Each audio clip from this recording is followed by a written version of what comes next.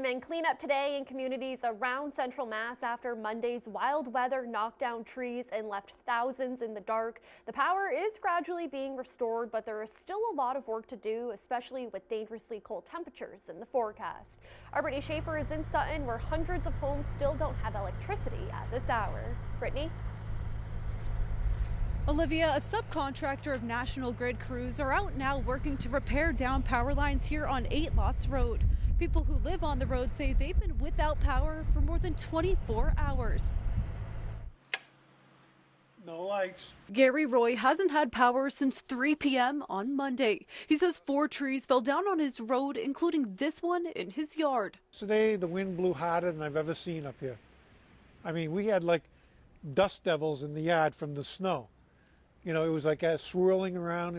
And I was actually having trouble to stay on my feet. I felt like I was going to blow over a little bit. And it always comes across into my yard because that's the way the wind blows. The Sutton resident says last night the temperature inside his home dropped to 50 degrees. According to the National Weather Service, temperatures will be in the single digits Tuesday night. Roy says getting his power back before then looks doubtful, so he's thankful for his generator.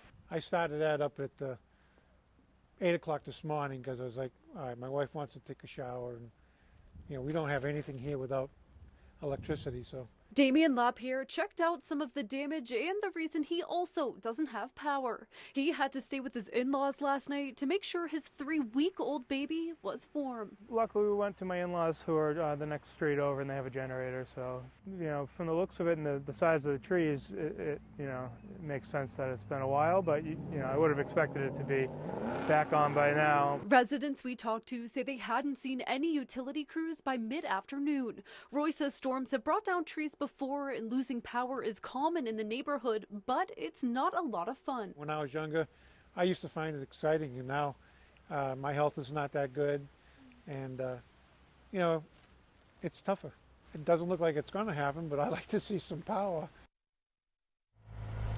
And there are still power outages in surrounding towns like Worcester and Auburn. According to National Grid, here in Sutton, there are still hundreds without power.